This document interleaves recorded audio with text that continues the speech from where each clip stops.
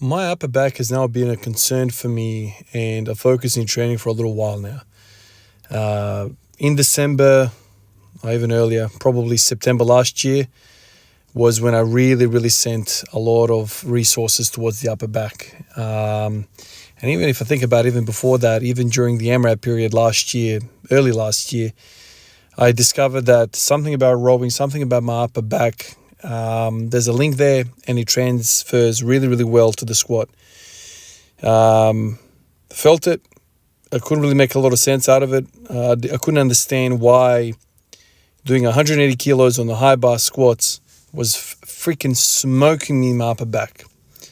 All of that region, rear delt, upper back trap, all of that region was just failing so bad that I couldn't even hold my arms behind the bar anymore. And so what would happen is my elbows would drift forward and then nothing, like the rack is finished. Like I can't back rack the weight anymore. And the thing was just threatening to just slide down my back and onto the floor. So then I started doing rows. I started doing all sorts of rows, everything I could think of, like single arm rows, dumbbell rows, barbell rows, underhand, overhand, all of that stuff. And I quickly learned, oh my God, like this is actually making me more resilient in the back squat AMRAP. Figure that out. And so that kind of seed was planted in that period of training. So, a year and a half ago now. And since then, I've done a lot of thinking, a lot of testing, and I've had a few more periods of success because of upper back training. How the hell does upper back have anything to do with the squat? And then you start to think about it. Well, the upper back has everything to do with everything. Think about the anatomy of the human body. It's a skeleton, and then there are these shoulder blades that are just sitting there. They're not connected to the skeleton. It's not like there's this rigid structure that is holding essentially our freaking arms to the rest of the body. It's just a whole bunch of soft tissue. Sure, there is like ligaments around the place holding the thing together, but for the most part, the shoulder blade is like this loose thing. And there's a whole lot of muscles around it holding this structure in place to the rest of the spine, to the rest of the rib cage and whatnot. And then you start to think about it. Well, when you squat, you're putting the bar on top of this structure, on top of the scapulas, on top of this floating mass that we call the scapula. When you're deadlifting, this scapula has the weight hanging off it through the arm. Again, the scapula is involved. Well, what about when you're bench pressing? What's the upper back got to do with that? Well, we know too well that when you are bench pressing, if you allow those scapulas to flare or your shoulders to rise in the bench press, you are finished. You have no base to push from. And so your back needs to be pinched together and down in order for your pecs to be in the best mechanical position in order to exert force against this bar that we're trying to move in the bench press. And so whichever way you bloody look at it, you're like, damn, these damn scapulas, man, we need to reinforce that really well. And so in recent times, these recent PRs, sure, I spent a lot of time talking about my hips and how I don't have hip pain. That's a big deal. But a part of it is also, when I unrack 220 now, it doesn't feel crushing. Now, what does that have to do with anything of the hip? The hip is more so like the bottom of the squat, ATG position, and just out of it. That's where I would really feel the hip pain. Freak, even with like 3 plates, I would feel that. So that's that. But what if I was to say that the reason why when I unracked 220, it didn't feel like it was crushing me? It didn't feel that way because my upper back could take it. You see, when you're standing straight up with the weight on top of you, the hips are not involved at all. Like everything's locked out. So like you're not really challenging the hips at that point. But you know how sometimes you unrack a weight, you're like, oh my God, this is already crushing me. And then straight away there's fear throughout the whole being of you, because how the hell am I supposed to squat this when it's already crushing me when I'm standing upright with it? Well, it wasn't doing that to me. The 217 wasn't crushing me. The 220 wasn't crushing me. In fact, when I unracked it, I was like, yeah, I can do this. So the belief was there. And I'm just wondering how much of that is because I've now beefed up that back rack.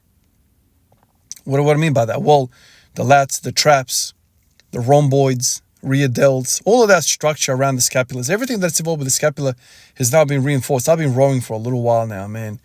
And now I'm rowing the chest supported row. So that's kind of uncharted territory for me because I haven't really tested that out. I know the bent over row all too well. That was a success last year.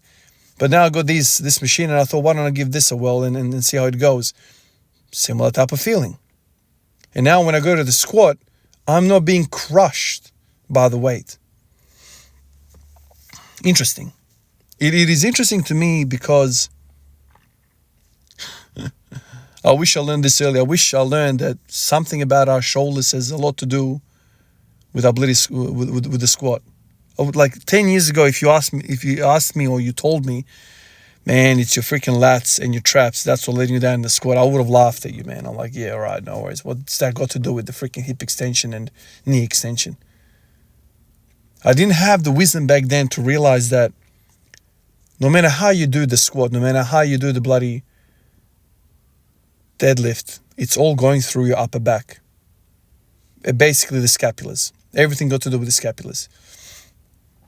Obviously as well, the thoracic extension is also a critical component to all of that musculature that's involved in the upper back. But it all kind of ties in together. And, you know, people have said this to me in the past, Ivan, everything fits into everything. Like you can't have a weak upper body part and then expect to squat a lot of weight. And that never really made sense to me. Like it sounded nice and sexy, but how does that actually make sense? And now it's kind of like, yeah, man, you know, I still think about that AMRAP period. It was such a pivotal point in my training career. I am doing the 8th, the 9th, the 10th rep of 180 squats. And all I'm thinking is, oh my God, I cannot hold this weight on my back anymore. Think about it. It's not the quads. It's not the adductors. It's not the damn glutes. It's not the hamstrings. It's none of those freaking big movers. It's my upper back. I can't hold the bar. In fact, I remember during that period, I was like, you know what? I'm going to train this stuff. I'm going to put 2 plates on the bar and I'm going to, walk out with it and just stand there and see if I can hold 5 minutes. Bullshit. I could not hold 5 minutes with 100 kilos on my back. Now think about this. So you want to be able to do 180 for 20 reps, but you can't even hold 180 kilos for the time it takes to do 20 reps. So how long would it take somebody to do 20 reps with 180 on the squat? I don't know. If every rep takes 2 seconds, you're freaking flying. That's impossible. You're going to slow down. So let's say, 5 freaking seconds. Let's say something like that. 2 minutes. Let's go 3 minutes or some shit. I don't know. Let's just say 2 minutes it takes you to squat 180 for 20 times.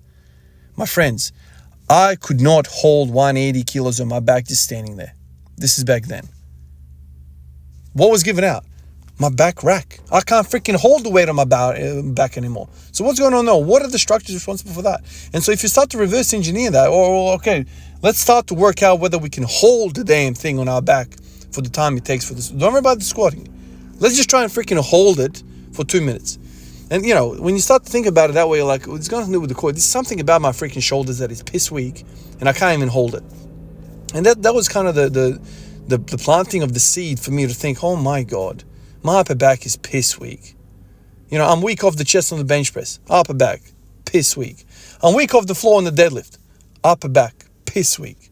So I've got multiple different sources telling me the same message. Piss weak, upper back. And now I'm rowing like a maniac and I'm feeling better and better in everything I touch. Amazing. Appreciate you guys. I'll catch you in the next one. Peace out.